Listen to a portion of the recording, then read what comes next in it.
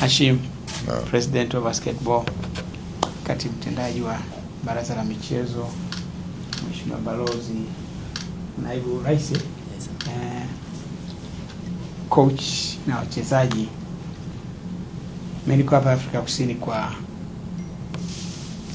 shughuli zangu nyingine, na mambo mengi yaliyopo hapa hayahusu Tanzania, yanahusu Afrika. Nakuja kuonana na rais wa Afrika Kusini kwa ajili ya mambo hayo.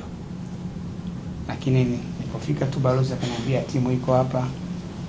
Lakini hata kule nyumbani nimesoma, mmeshinda vizuri, mmeshinda tena mechi ya pili. Na kwa sababu tuko hapa karibu na hoteli hapa, nikaona basi nipite niwasalimie, niseme jamani hamjambo. Lakini nimefurahi kupata nafasi ya kuwaona. Nachosema kitu kimoja tu kwamba nawapongezeni kwa hatua mliofikia mpaka sasa.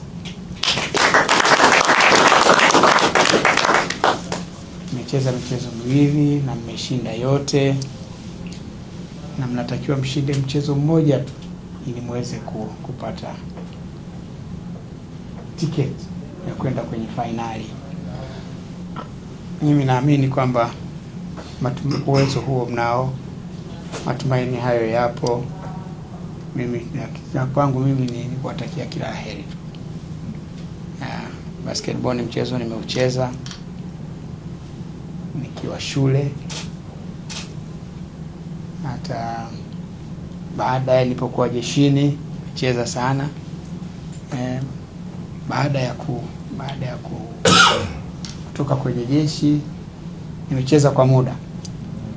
Baada hapo kadri umri ulivyokuwa nasogea, nikicheza muda mfupi naona kifua kinajaa upepo. Kaona kwamba nadhani wakati umefika wa kukubali kwamba wakati wangu umekwisha pita.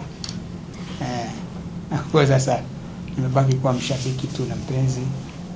Ndio maana utakuta kwamba hata tulipojenga kile kiwanja pale, sinakisikia ile JK Park pale Kidongo Chekundu, nasikia iko hali mbaya.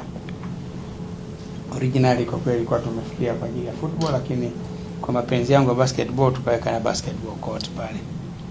Kwa hiyo ni kuonyesha mapenzi niliyokuwa nayo kwa mchezo huu. Katika moja ya mafanikio yangu makubwa ni ile siku nilipoweza kumconvince Mwalimu Nyerere kuja kwenye mashindano pale finali pale Dar es Salaam pale. Na niko picha ile kila siku, na huwa kuna wakati watu wanaikumbushia, wanaitoa ile. Lakini that was one of major achievements nilipokuwa patron wa association yetu hii. Kwa hiyo to me it's all prayers. We pray for your success. Naamini you can do it.